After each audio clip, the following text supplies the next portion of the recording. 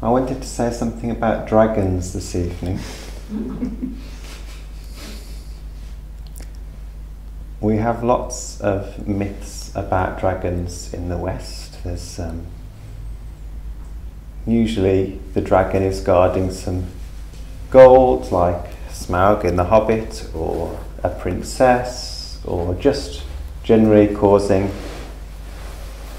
trouble. So a knight is sent for, a hero is sent for, and the gold is recovered, or the princess is rescued, or the trouble is stopped, and along the way the dragon is killed. I guess that's what happens in the story of St. George as well, the dragon gets killed. And what a waste of a dragon. Kuan Yin, excuse me, Kuan Yin has a dragon, a sea serpent, a great huge thing, and she rides on it. She uses it to take her wherever she is needed. Plenty of other bodhisattvas have dragons and use them in the same way as well. Some of them have fierce lions and all sorts of things, but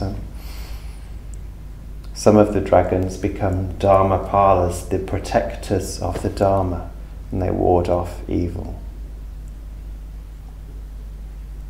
If we're going to have dragons, we should use them wisely. We should make the best possible use of them. Don't kill your dragons.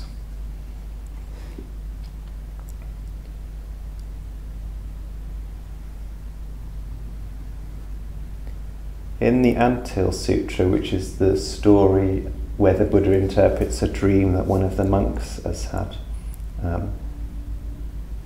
won't go into detail because it's a great sutra. Go and read it, and maybe I'll do a long talk on it sometime. But the monk has a dream about an anthill, or maybe a termite mound. Anyway, some huge thing, and he digs up various things from this anthill, and there's an angel floating around. And each time he gets to something, he says to the angel, "What shall I do with?"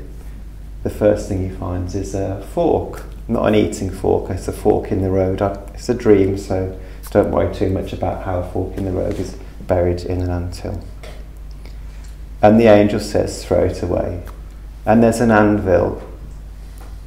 There's a gate, and throws the gate. The angel says, "Throw the gate away." And there's an anvil, and throw the anvil away. And there's a lump of flesh. Throw the lump of flesh away. And the Buddha interprets the dream. He says, so the fork represents indecision. The gate represents stuckness, the anvil represents anger, the piece of flesh represents lust, and the angel's telling you, throw these things away. And the final thing at the bottom of the anthill is the Naga serpent, which is a kind of dragon. This huge mythological serpent, like a basilisk maybe in Western mythology. And the angel says, don't throw away the Naga serpent, keep the Naga serpent. And the Buddha says, this is your creative energy, don't throw the Naga serpent away. Or we could say, don't kill the dragon. Underneath everything that moves us, there is a dragon. Whether that energy gets transformed as it comes through us into something else that's in one of these layers, into lust or indecision or stuckness or greed or anger. At the bottom of all of that, there is a dragon. There is creative, spiritual energy.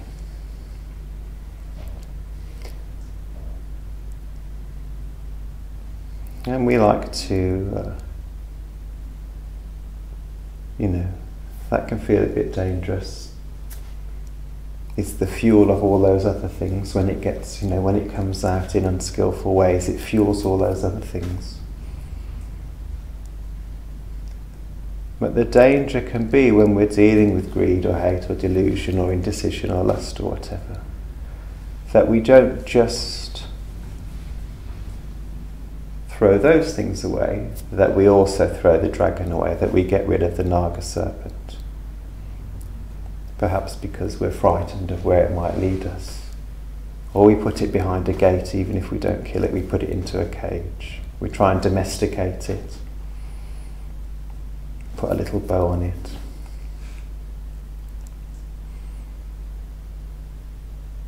And we need to learn to ride the dragon like Kuan Yin does.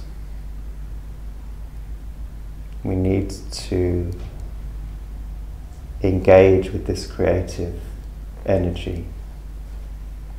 This is the fuel for the dharmic life, for the spontaneous life, for a life well lived.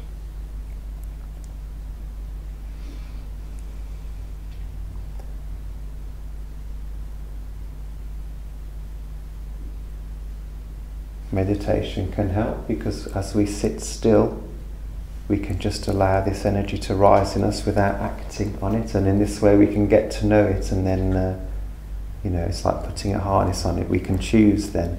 That moment, that pause that meditation introduces can allow us to direct the dragon to the left or to the right, rather than just being taken where it wants to go, or even just to go where it wants to go gracefully. Sometimes that's the right thing to do. I guess to even begin riding the dragon, you need to start trusting it a little bit, and trusting that it has good intentions. And in reality, actually, if you start riding the dragon, it can take a while to get to know its movements and to get to know its currents and where it wants to take you, and how to use it skillfully. And sometimes when you unlock the cage, or you take the lead off the dragon, actually maybe it does go where you don't want it to go to start with, or it does come out as greed or hate or delusion or stuckness, because it's just finding its feet for the first time. And that's just part of the process. If you stay with it, eventually it will sort of go, oh yeah, actually I'm okay, we can learn to work together. But that can be a frightening phase to go through, and that's where having the Buddha on your side really helps, because actually if the harness isn't quite on the dragon properly, if it doesn't quite go where you want it, if you start using that energy creatively or compassionately and things don't go as you expect because you're new at this after all, the Buddha is still there, smiling on us. He smiles on the expert dragon riders, but he particularly smiles on the people who are just learning to ride the dragon, the people who are falling off the dragon.